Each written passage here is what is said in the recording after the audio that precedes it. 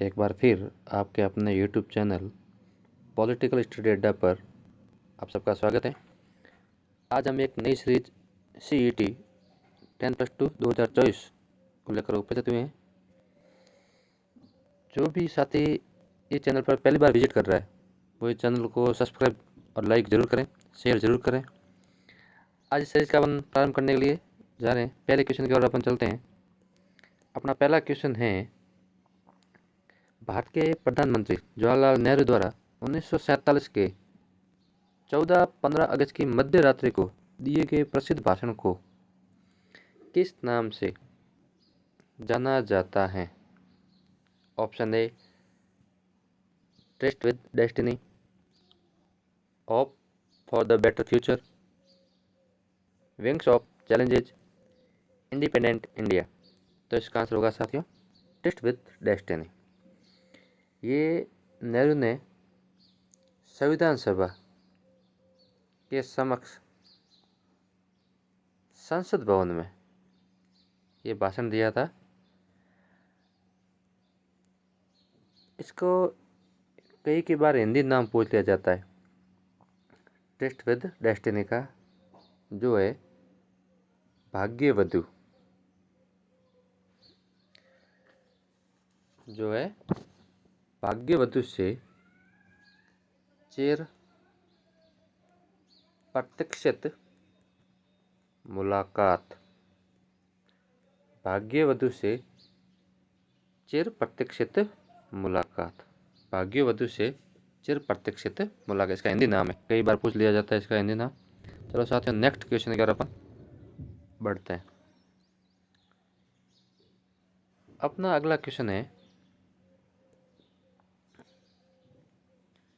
राजस्थान उच्च न्यायालय की मुख्य सीट कहाँ स्थित है? मतलब सीट का था पीठ, प्रमुख पीठ कहाँ स्थित है? कोटा, जोधपुर, बाड़मेर, अजमेर। तो इसका आंसर हो जाएगा अपना जोधपुर। मुख्य पीठ कहाँ स्थित है? जोधपुर में। चलो साथियों इसको थोड़ा अपन देखते हैं, उच्च न्यायालय के बारे में थोड़ी अपन जानकारी प्राप्त करते हैं। हाई कोर्ट के बारे में अपन देखते हैं। अपन हाई कोर्ट के बारे में थोड़ा, Rajasthan high court, Rajasthan high court के बारे में अपन थोड़ी जानकारी प्राप्त करते हैं। इसकी जो स्थापना होती है, स्थापना कह दो, गठन कह दो, धारणा 29 अगस्त 1949। स्थापना कब होती है? 29 अगस्त 1949 को होती है। स्थापना के समय आपको पता है उस टाइम एक पद होता था राज प्रमुख। एक पद होता था राज प्रमुख, और राज प्रमुख कौन थे? महाराजा सवाई मान सिंह द्वितीय। मान सिंह द्वितीय उस टाइम कौन थे? इनके राज प्रमुख थे। और इन्हीं के द्वारा जब 29 अगस्त 1949 को राजस्थान हाईकोर्ट की स्थापना की गई, तो इसी के साथ में पहले मुख्य न्यायाधीश कमलकांत, पहले मुख्य न्यायाधीश कमलकांत के साथ 11 अन्य न्यायाधीशों को शपथ भी सवाई मान सिंह द्वितीय के द्वारा दिलाई गई। ध्यान, ये क्वेश्चन पूछा जा सकता है, जब हाई कोर्ट की स्थापना हुई तो कितने न्यायाधीशों ने शपथ ग्रहण की? तो धारणा मुख्य न्यायाधीश सहित 12 न्यायाधीशों ने क्या की थी? शपथ ग्रहण की थी। तो ये क्वेश्चन काफ़ी इंपॉर्टेंट है। पहले मुख्य न्यायाधीश कौन थे हाई कोर्ट के? कमलकांत। आगे इसके बारे में बात करते हैं अपन। एक तो इसकी पूछी जाती है मुख्य पीठ। मुख्य पीठ है जोधपुर। और एक पूछा जाती है इसकी खंडपीठ। खंडपीठ है जयपुर। खंडपीठ कहाँ है इसकी? जयपुर। स्थापना लगभग 1977। अब अपन आगे बात करते हैं कि इससे हाईकोर्ट संबंधित क्या अपन कहते हैं कि राजस्थान में कुल 36 जिला न्यायालय। कितना जिला न्यायालय?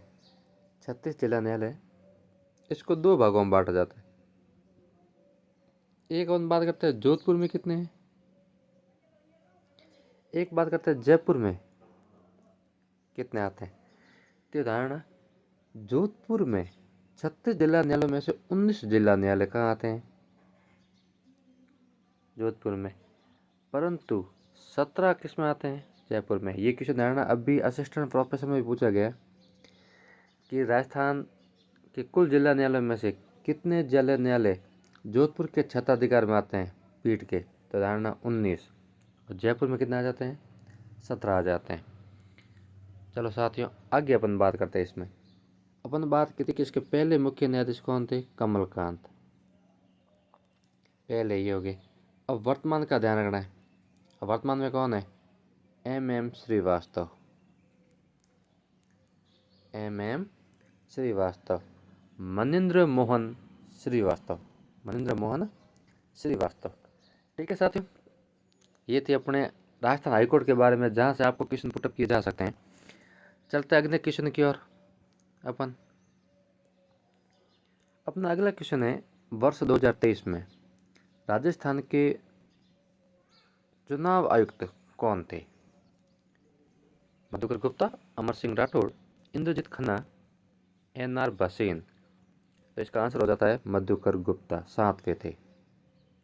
कौन से थे ये, 7वें। तो पहले कौन थे, पहले थे अमर सिंह राठौड़, पहले कौन थे, अमर सिंह राठौड़। दूसरे पूछ ले, NR भसीन, जिसका अपन बात करते हैं नेकराम भसीन। और तीसरे इंद्रजीत खन्ना।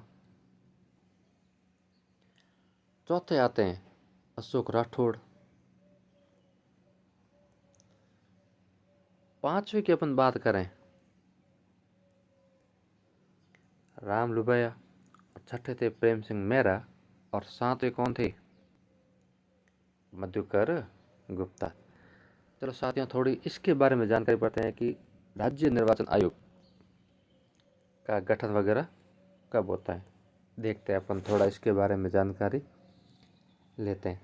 तो धारणा, अपना जो राज्य निर्वाचन आयोग है, राज्य निर्वाचन आयोग, ये एक सदस्य है। कितना सदस्य, एक सदस्य। ये एक सदस्य आयोग। यदि क्वेश्चन पूछ ले कि राज्य निर्वाचन आयोग है एक सदस्य, बहुसदस्य, तो इसमें कौन सा आंसर आ जाएगा, एक सदस्य आयोग है। कैसा आयोग है, एक सदस्य आयोग है। अब इसकी अपन थोड़ी बात करें तो धारणा, इसका 73वें व 74वें संविधान संशोधन 1992 1992 के तहत पंचायती राज, 73वें के तहत, और 74वें के तहत नगरीय निकाय। यहाँ पंचायती राज, यहाँ नगरीय निकाय। इसके अंदर स्वतंत्र और निष्पक्ष चुनाव कराने के लिए राज्य निर्वाचन आयोग का गठन किया गया। और वो गठन किया गया, देखो एक तो क्वेश्चन पूछा जाएगा कि इसका गठन किस संविधान संशोधन के तहत किया गया। यदि पंचायत राज में पूछे 73वां, नगरीय निकाय में पूछे तो 74वां। परंतु सीधी इसकी स्थापना पूछ ले कि अभी सीधी इसकी स्थापना कब होती है, तो धारणा 1994 1994 को। इसका मुख्यालय कहाँ है, तो धारणा इसका मुख्यालय है जयपुर। मुख्यालय कहाँ है, जयपुर। पहले राज्य निर्वाचन आयुक्त कौन थे, अमर सिंह राठौड़, और वर्तमान में कौन है, मधुकर गुप्ता। तो ये थी अपने राज्य निर्वाचन आयोग के बारे में जानकारी, जहाँ से अपन को क्वेश्चन पुटअप हो सकते हैं। चलो साथियों, चलते हैं अपन अगले क्वेश्चन की ओर।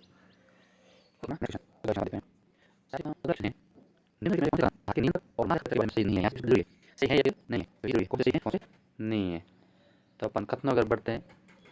CAG को भारत के राष्ट्रपति के द्वारा नियुक्त किया जाता है। सही है, बिल्कुल सही है। ठीक है, धारणा इस ये जो CAG है, CAG का गठन आर्टिकल 148 से लेकर 151 तक कर रखा है। इसमें पहला कथन इसने कहा कि इसकी नियुक्ति किसके द्वारा की जाती है, राष्ट्रपति के द्वारा की जाती है। बिल्कुल सही कथन है। दूसरा क्वेश्चन है कि भारत के राष्ट्रपति के अनुमोदन पर कैग को हटाया जाता है। ये गलत है। धारणा, जिस प्रकार सर्वोच्च न्यायालय के न्यायाधीश को हटाया जाता है, सर्वोच्च न्यायालय के न्यायाधीश को हटाया जाता है, उसी प्रकार से भारत के CAG को भी हटाया जाता है।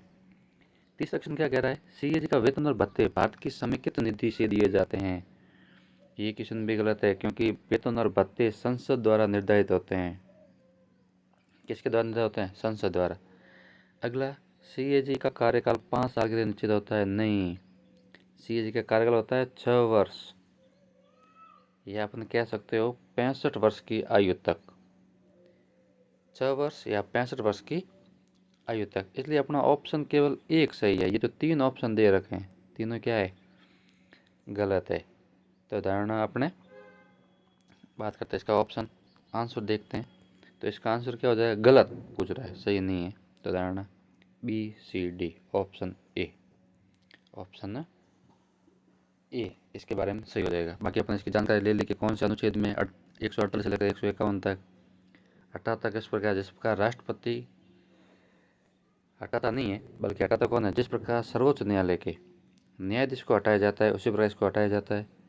इसके वेतन भत्ते संसद निर्धारित करती है और कार्यकाल 6 वर्ष या 65 वर्ष की आयु तक होता है। चलो साथियों, चलते हैं अगले क्वेश्चन की ओर। अपना अगला क्वेश्चन है, संविधान के किस अनुच्छेद के अनुसार हिंदी देश की राजभाषा है? अनुच्छेद 234, अनुच्छेद 283, अनुच्छेद 343, अनुच्छेद 243। इसका आंसर हो जाएगा अनुच्छेद 343। अनुच्छेद 343। धारणा राजभाषा से संबंधित अपना जो अनुच्छेद है वो है 343 से लेकर 351 तक। 343 से लेकर 351 तक। चलते हैं नेक्स्ट क्वेश्चन की ओर। ये कोई ज्योग्राफी क्वेश्चन है बीच में।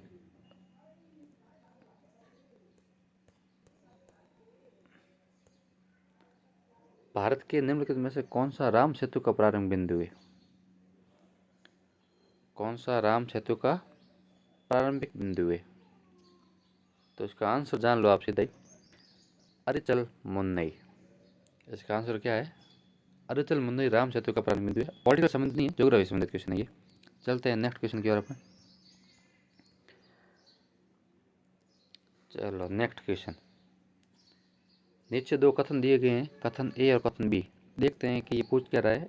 उपयुक्त कथनों का आलोक में नीचे दिए गए विकल्प में से कौन से सबसे उपयुक्त उत्तर है? देखते हैं। भारत की स्वतंत्रता के बाद रियासतों के कई शासक संविधान सभा से जुड़ने के विरुद्ध थे।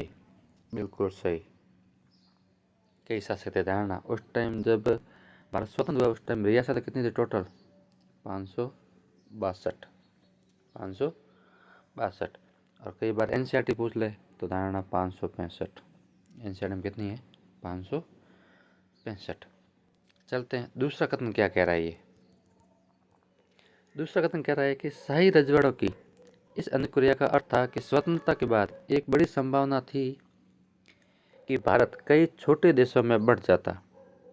ये बात सही है। जब अपन देखते हैं कोई किसी के अपने विरुद्ध होता है तो एक संभावना रहती है कि वो अपने से अलग होना चाहता है या अपने खुद का एक स्वतंत्र अस्तित्व बनाना चाहता है। तो दोनों ही कथन सही है एक तरह से। तो कथन ए और बी दोनों सही है, आंसर सी। चलते हैं साथियों अगले क्वेश्चन की ओर।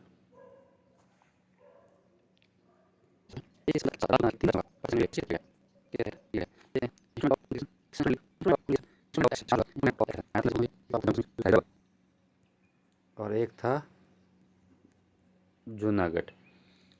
तो स्वतंत्रता के बाद में इन 3 राज्यों का विलय किया गया, वो इंस्ट्रूमेंट ऑफ एक्सेशन के तहत किया गया। चलो साथियों अगले क्वेश्चन की ओर अपन चलते हैं। अपना अगला क्वेश्चन है, किसने प्रधानमंत्री को प्राइमस इंटर पेरिस समकक्षों में सबसे आगे रहना, प्राइमस इंटर पेरिस समकक्षों में सबसे आगे रहना और कैबिनेट के प्रमुख स्तंभ के रूप में वर्णित किया है? SJ Laski, Munro, Muir, Lord Morley. साथियों थोड़ी मिस्टेक, हिंदी मिस्टेक है क्वेश्चन में देखने को मिल रही है। अपन इसके आंसर की बात करें तो धारणा लॉर्ड मोरले नहीं, लॉर्ड मार्ले ने यह कथन कहा था। इसका सही है, परंतु इसके साथ साथ में ये लॉस की आपको दिखाई दे रहा है, हेराल्ड जे लॉस्की, इन्होंने एक कथन कहा था कि प्रधानमंत्री कैबिनेट के जीवन व मृत्यु का केंद्र बिंदु है। प्रधानमंत्री कैबिनेट के जीवन व मृत्यु का केंद्र बिंदु है। किसने कहा था? हेरोल्ड ले लॉस्की ने कहा था। एक पिक्चर आता है राम सूर्य मुहिर, ये बात करते हैं। एक व्यक्ति आते हैं, इनके नाम रैमजे म्योर। रैमजे म्योर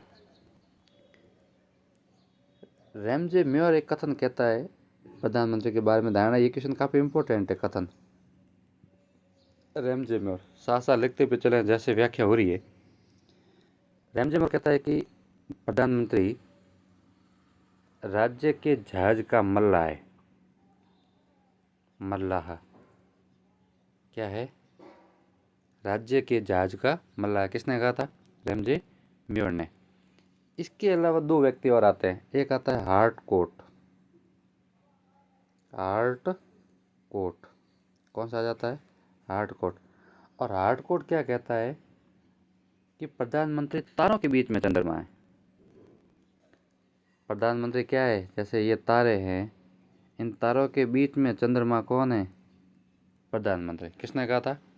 हार्टकोट ने कहा था कि प्रधानमंत्री तारों के बीच में चंद्रमा है।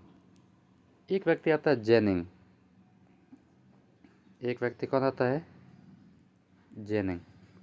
और जेनिंग क्या कहता है इसके बारे में कि प्रधानमंत्री सूर्य के समान है, जिसके चारों ओर ग्रह परिभ्रमण करते हैं। ध्यान से सुना ये कथन सबके सब। प्रधानमंत्री सूर्य के समान है, जिसके चारों ओर ग्रह परिभ्रमण करते हैं। किसने कहा था? आइवर जेनिंग ने कहा था। और एक आइवर जेनिंग का अपन कथन पढ़ेंगे कि आइवर जेनिंग का एक और प्रसिद्ध कथन है कि भारतीय संविधान सबसे व्यापक संविधान है। कई बार ये क्वेश्चन एग्जाम में पूछा जा चुका है। भारतीय संविधान सबसे व्यापक संविधान है, किसने कहा था? तो आइवर जेनिंग ने कहा था। किसने कहा था? Ivoire ginning. चलते हैं साथियों नेक्स्ट क्वेश्चन की ओर अपन। साथियों अगला क्वेश्चन है, निम्नलिखित में से कौन सी भारतीय संविधान की एक मुख्य विशेषता नहीं है? विभिन्न स्रोतों के लिए से लिए गए प्रावधान, जैसे यूएसए से अपन ने क्या लिए? मौलिक अधिकार।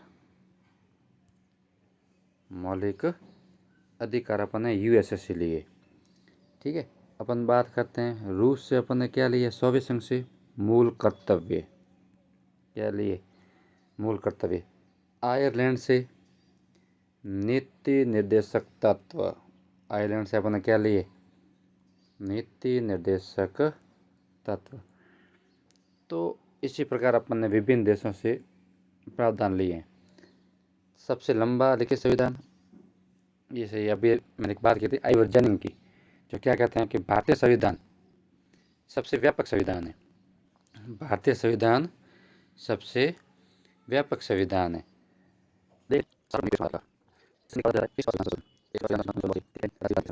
देखो प्रधानमंत्री पूछे जा सकते हैं राजीव गांधी के समय।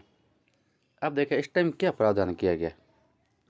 तो साथियों इस टाइम एक प्रावधान किया गया कि वोट देने की आयु 21 वर्ष से घटाकर कितनी कर दी गई? 18 वर्ष। कौन से संविधान संशोधन? 61वें संविधान संशोधन 1989। किसके टाइम? राजीव गांधी के टाइम। क्या किया गया? आयु, वोट देने की आयु 21 वर्ष से घटाकर कितनी की? 18 वर्ष। चलो साथियों ये क्या पूछ रहा है? विशेषता नहीं है। तो विशेषता कौन से नहीं है? दोहरी नागरिकता। अमेरिका में, अपने यहाँ नहीं, अपने यहाँ एकल नागरिकता है। कौन सी नागरिकता है? एकल नागरिकता। और वो कहाँ से लिया अपन ने? यूके से, ब्रिटेन से अपन ने ली। कहाँ से ली अपन ने? ब्रिटेन से ली। चलो साथियों नेक्स्ट क्वेश्चन, अगले क्वेश्चन की अपन चलते हैं। अपना अगला क्वेश्चन है, नीचे दिए गए विकल्पों में सही कथन चुनें। नीचे दिए गए विकल्पों में सही कथन चुनें। पहला क्वेश्चन क्या है? ब्रिटिश संसद ने 5 जुलाई 1947 को भारतीय स्वतंत्रता अधिनियम पारित किया। ये गलत क्वेश्चन, पतन हो गया पहला ही, क्योंकि 18 जुलाई किया गया था। 5 जुलाई नहीं, कौन सी जुलाई? 18 जुलाई 1947 को। इसके स्थान पर 5 की जगह कौन सा आ जाएगी? 18। यह अधिनियम माउंटबेटन की योजना पर आधारित था। बिल्कुल सही है। यह अधिनियम ने 10 अगस्त 1947 को रॉयल स्वीकृति प्राप्त की, बिल्कुल सही। अधिनियम 15 अगस्त 1947 को लागू कर दिया गया, ये भी सही है। तो धारणा एक कथन ये कौन सा गलत हो गया, 18 जुलाई 1947 को। तो देखते हैं किसका, ये क्या पूछ रहा है, सही कथन। तो सही कौन सा हो गया, ए बी सी, इसके क्या है, सही कथन है। चलते हैं नेक्स्ट क्वेश्चन की ओर। अगला क्वेश्चन अपना है, ये देखो करंट का क्वेश्चन अभी पूछा गया था। ये उत्तराखंड उच्च न्यायालय की पहली महिला मुख्य न्यायाधीश किसे नियुक्त किया गया। तो धारणा रितु बहारी। कौन थी इसका आंसर, रितु बहारी। उत्तराखंड उच्च न्यायालय की पहली महिला मुख्य न्यायाधीश किसे नियुक्त किया गया, रितु बहारी को नियुक्त किया गया।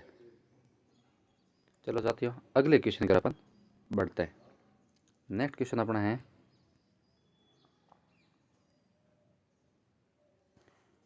नेक्स्ट क्वेश्चन अपना एक, भारत सरकार के ने किस वर्ष भारत की नवीन आर्थिक नीति का शुभारंभ किया। भारत सरकार ने किस वर्ष में भारत की नवीन आर्थिक नीति का शुभारंभ किया। तो ये है 1990, 1993, 1992, 1991। तो इसका आंसर है 1991। 1991 में एक सरकार थी, आपको पता है, नरसिम्हा राव की।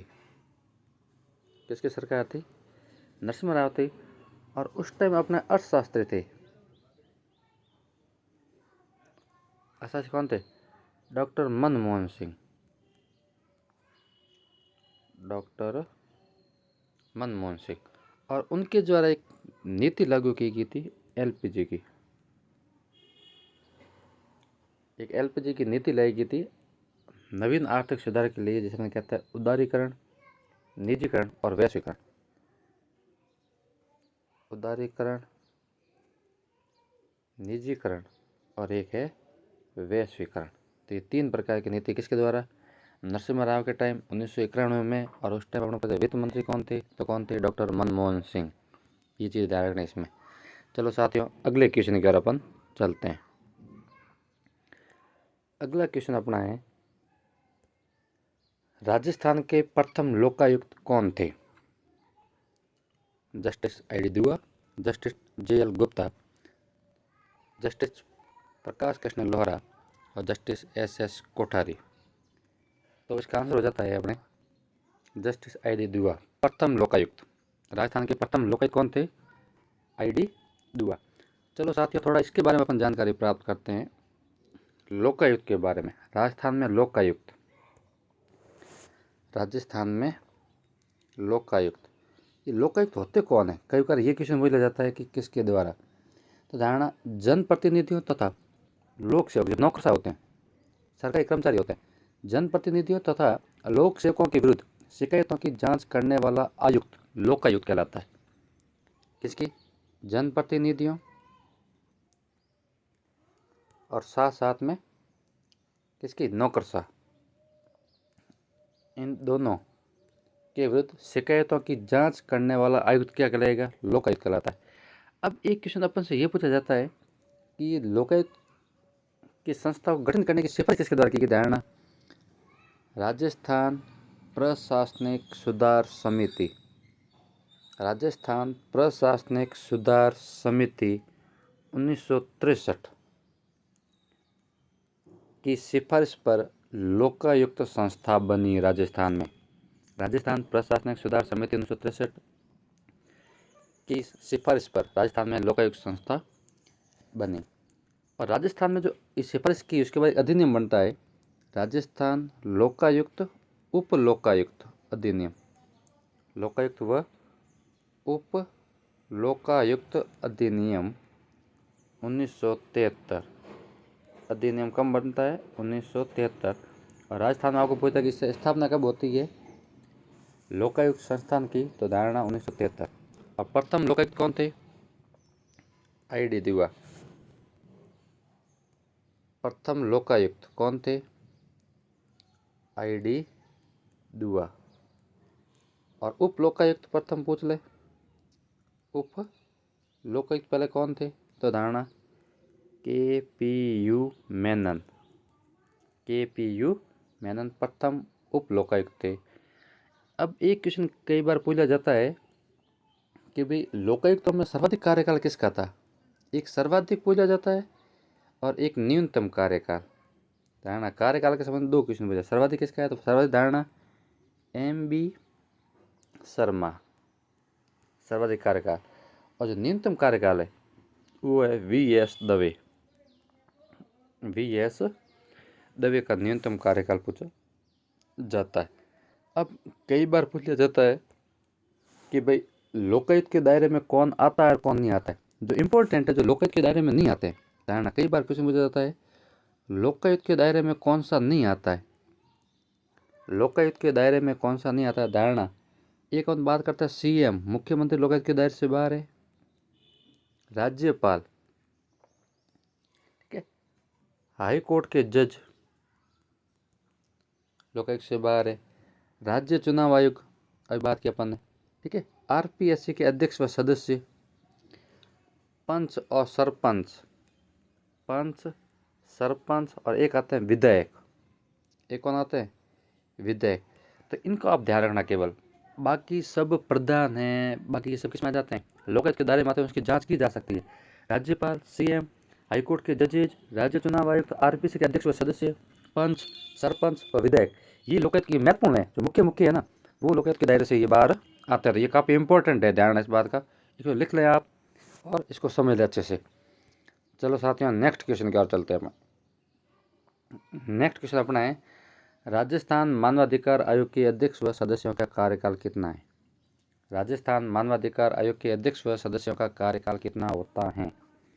तो धारणा इसका कार्यकाल होता है 3 वर्ष या 70 वर्ष की आयु तक, जो भी पहले हो। ये आंसर डी इसका सही है। थोड़ा दोस्तों इसके बारे में क्या करते हैं, राजस्थान मानवाधिकार के बारे में जानते हैं। किसके बारे में? राजस्थान मानवाधिकार। अब मानवाधिकार की स्थापना धारणा आप कब होती है? 1999। राजस्थान मानवाधिकार की स्थापना होती है 1999 और ये कार्य प्रारंभ करता है 2000 में।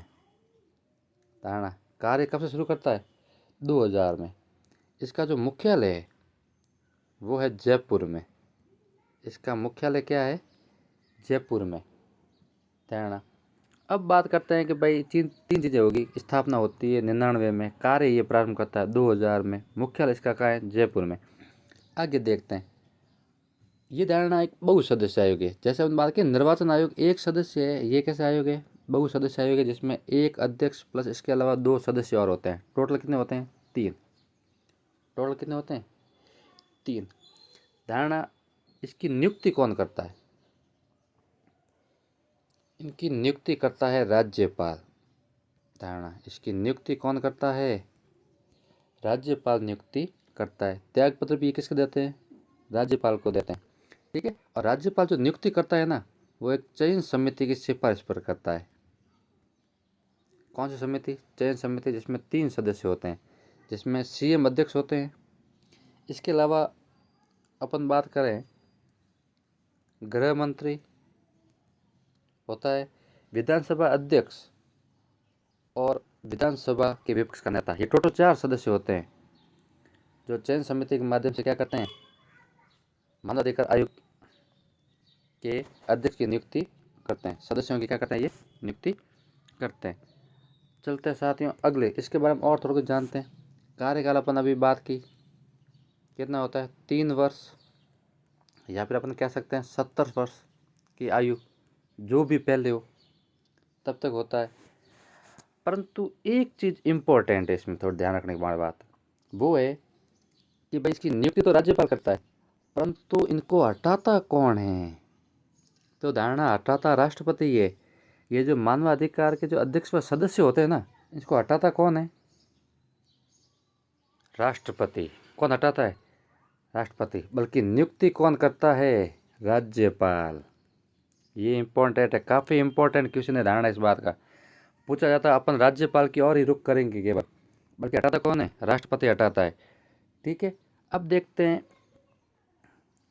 इसके जो प्रथम अध्यक्ष,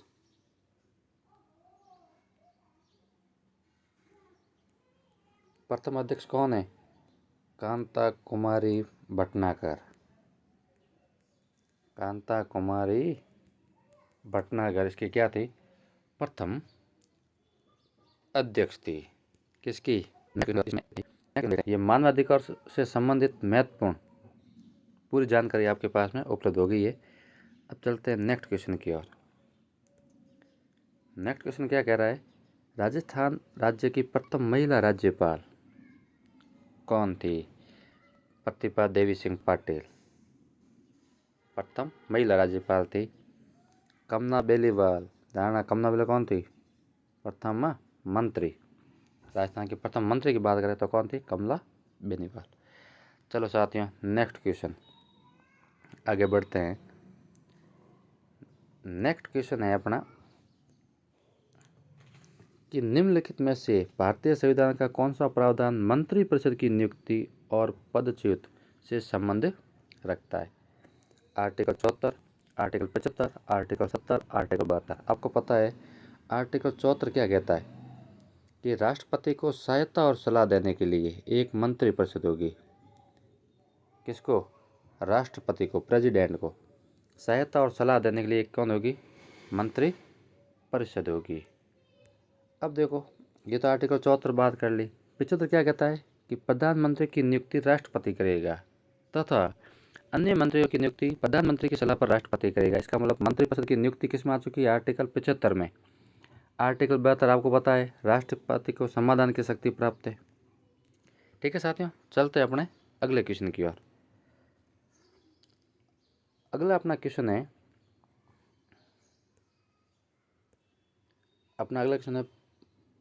भारत के योजना आयोग का गठन कब हुआ?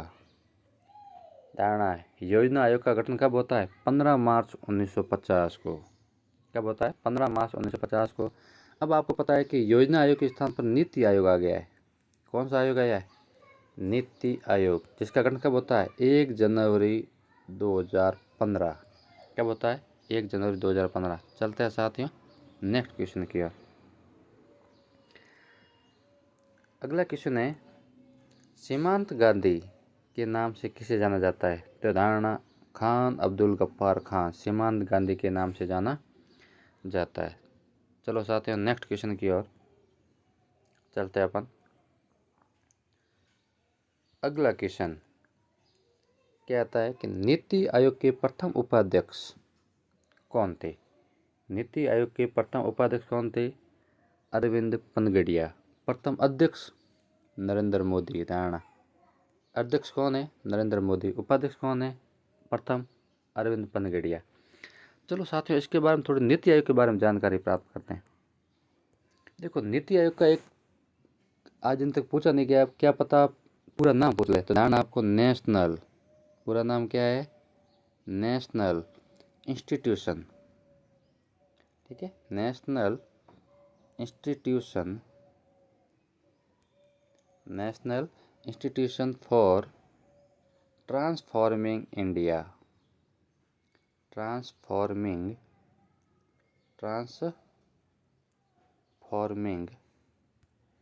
इंडिया, ये इसका पूरा नाम है। National institution for transforming India. अब इसकी बात करें इसकी स्थापना कब होती है? तो धारणा अभी अपन बात की, इसकी स्थापना होती है 1 जनवरी 2015 को। इसके अध्यक्ष कौन होते हैं? तो धारणा इसके अध्यक्ष प्रधानमंत्री होते हैं। इसके अध्यक्ष कौन होते हैं? प्रधानमंत्री होते हैं।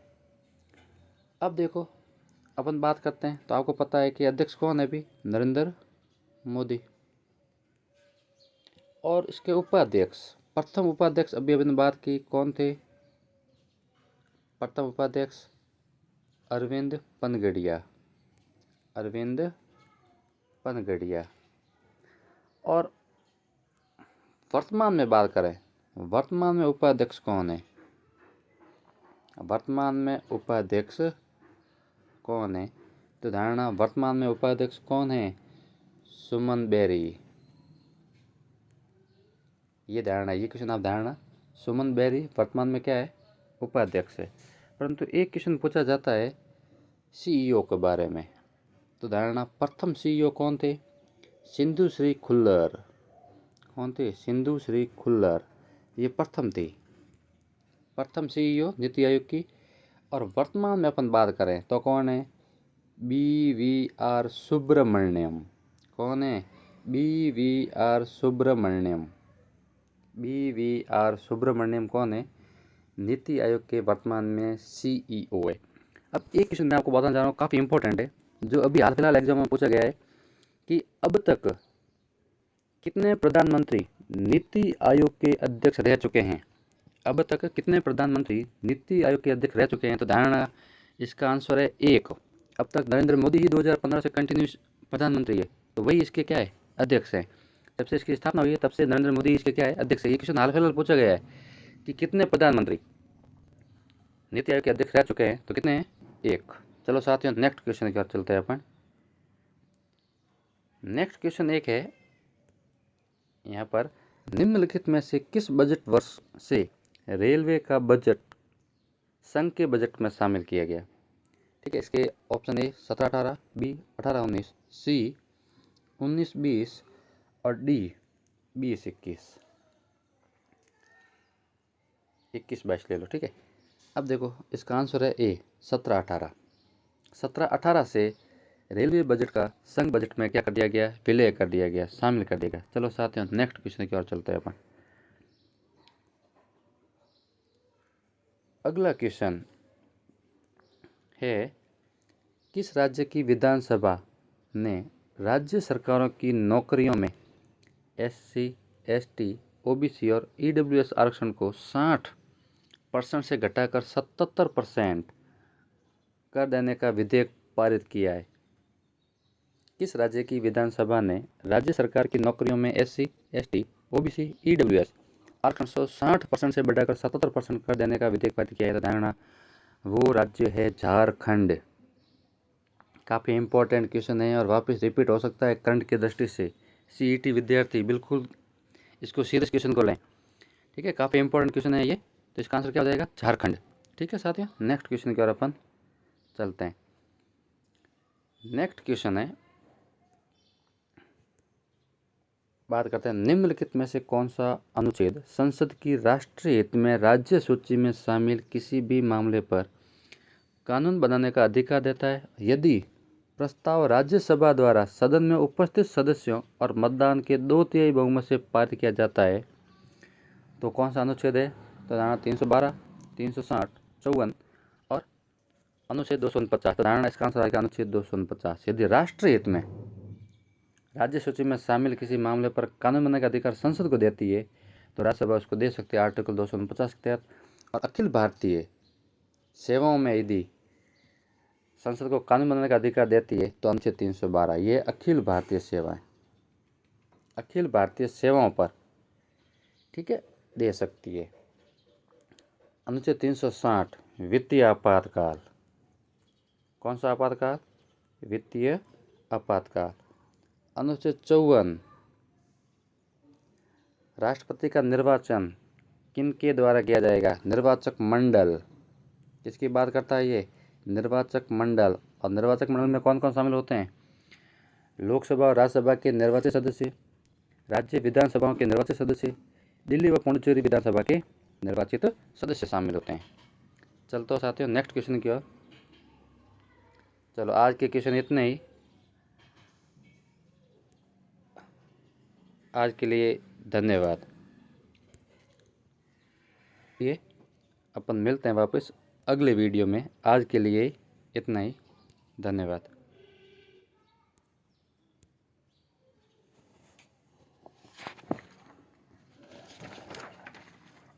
भैया इसमें का एक वीडियो बना